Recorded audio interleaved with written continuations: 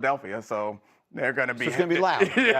It's going to be noisy. Whatever there happens, also. it'll be loud. And offensive line is another place where they made a coaching change. Jeff Stoutland had been there, 13 years? Right. There are offensive linemen in Philadelphia that's the only coach they've ever had at that position. So that's a significant change as well to watch in Philly. But I want to sort of live in what the point you made for a minute here, Kyle, and that is that the runners, if you get 300 touches in a season, that almost always spells a drop-off. The question is, does it ever come back? And what I did not know till you just said it is that historically they don't ever come back from that. I mean, do we expect to see, now there was a season last year, the offensive line was what it was, maybe Saquon needed a year to get himself back together again. Do we expect him to look like Saquon again? I think it gets back to the line. Because when you go back to the Super Bowl season 2 years ago, they had a bye week where they huddled with the offensive coordinator, who at the time was Kellen Moore, and they said, the offensive linemen said, look, we are destroying people. These holes are huge. If we build our offense out of Saquon gets through the hole, we open for him, and then at the second level, he's better than anybody,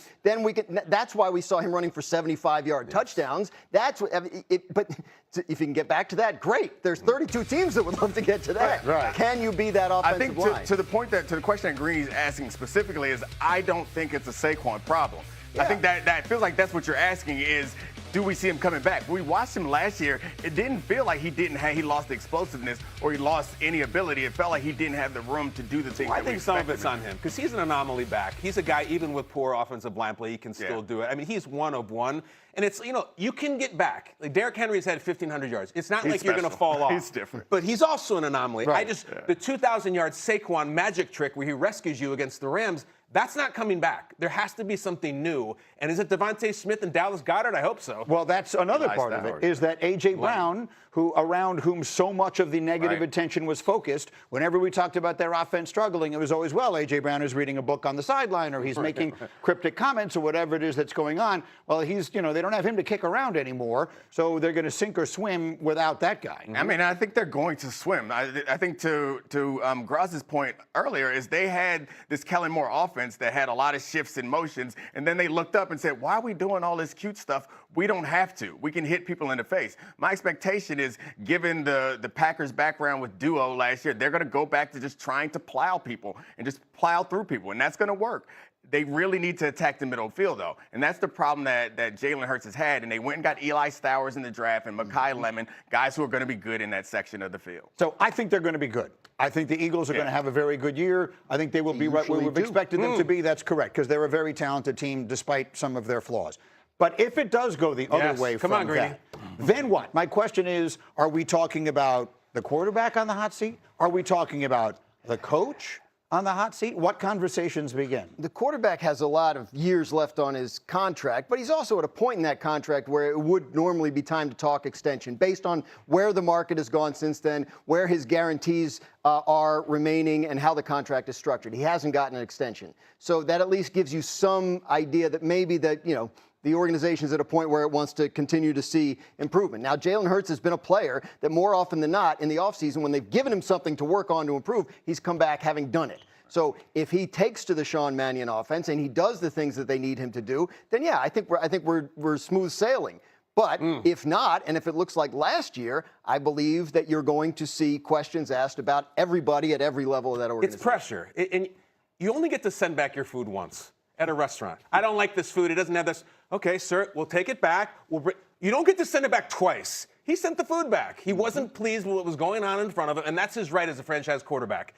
If that thing doesn't taste good this year to the fans, to the coaches, like, Jalen, you sent it back. This is your meal now. Make it work. I mean, this will be the third offensive coordinator, and that's just there for 1 year. So, I don't imagine that they're going to, again, fall on the offensive coordinator. It's going to have to go to the head coach or the quarterback. No matter whose fault it is, they're going to take the blame. It's the most under-discussed topic in the sport. I had Troy Aikman sitting in that chair about 2-3 months ago talking about how difficult it is for a quarterback to have someone different calling plays, not even different person calling plays, but changing the offense entirely. This goes back to college for Jalen Hurts. It's never the same thing. In there, Pat, there's been a lot of change there. They had a very successful head coach there for a very long time that they let go after advancing to the second round of the playoffs last year. I think it's going to take some time for Joe Brady to find his footing as a head coach. Jim Leonard, highly regarded, a new defensive coordinator. I think it might take some time for him to establish his program there as well. What do you think?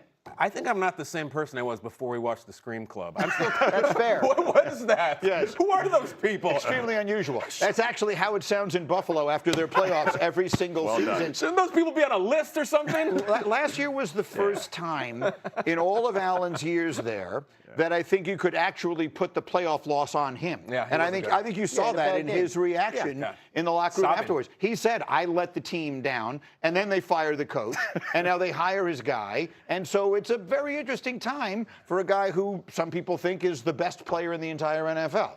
And this, I mean, you said it perfect. This is his guy. Like, Joe Brady, that's my guy, that's my friend. We're going to do this together, or we're going to crash and burn together. They almost feel like Lamar and Josh have this dueling Spider-Man thing going on right now, where it's like we're kind of the same stature. We can't win the big one. We both have brand new head coaches. Who's got it? You know what I mean? Well, I make that comparison all the time because what they're both playing for is immortality. Neither of them can go in the conversation with the greatest quarterbacks of all time until they take that step. Both of them would go there. Either one of them wins a championship, and now all of a sudden they're being compared to the great. At this point, there'll be episodes in Patrick Mahomes' multi-part series. Right. Until they win a championship, they will not earn their own multi-part series. That's right. And we're now at the middle of their series where it's, I took control of my career. We're at that point. I took control of my career. Now what's going to happen? And you're right. It's going to be relying on a bunch of other people around them, but if one of them wins the Super Bowl, you then earn yourself 5 episodes on Netflix for us watching. I'm picturing, as you're saying that, Patrick Mahomes someday, like Michael Jordan, looking at the iPad, going, the glove, I didn't have any problem with the glove. Exactly. Exactly. Lamar Jackson, I didn't have any problem with Josh Allen. I think that's where we are right now. That's where we are right now. And I think we'll find that out. And just like in Michael's documentary, it's a lot of other people who helped him get to those points. And I think for them, it's going to be Jim Leonard in that defense and Ed Oliver up front, being healthy all year long, being able to stop the run. And Jim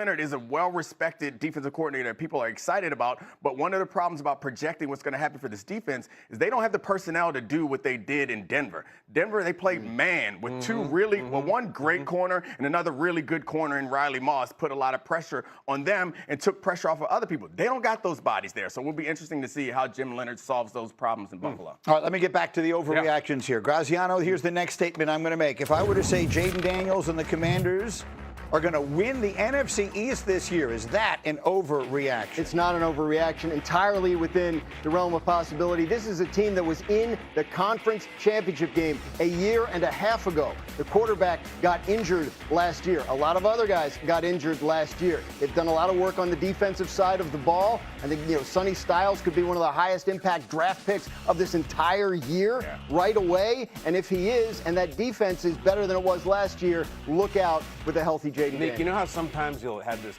killer debut album and then the second one just kind of flops? Oh, yeah. Snoop kind of did it. U2 kind of did it. This is Jaden. What's the comeback album here? Because he has sat here. He was promised the league. You're going to be the future of the league. In that time, he's watched Caleb be celebrated as the coolest young players. On the Madden cover is the best highlight. Drake May is starting a Super Bowl. And he's just like, do you even remember me? I was the guy who was going to take this league over. I think he is the most fascinating, pivotal player in the league this year, Jaden Daniels. And I would not be shocked at all, Greeny, if the Commanders win the East outright.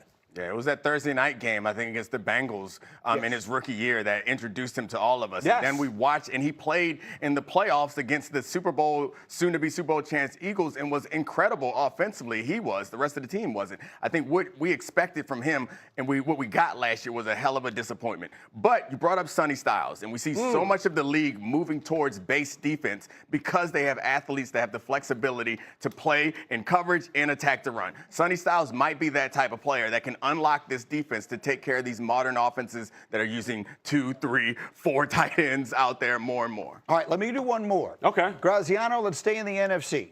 If I were to say the Lions are going to win the conference, are going to be in the Super Bowl this year, is that an overreaction? It is not an overreaction. Again, just 2 years ago, this is a team that won 15 games. Last year, they finished last in their division with a record of 9-8.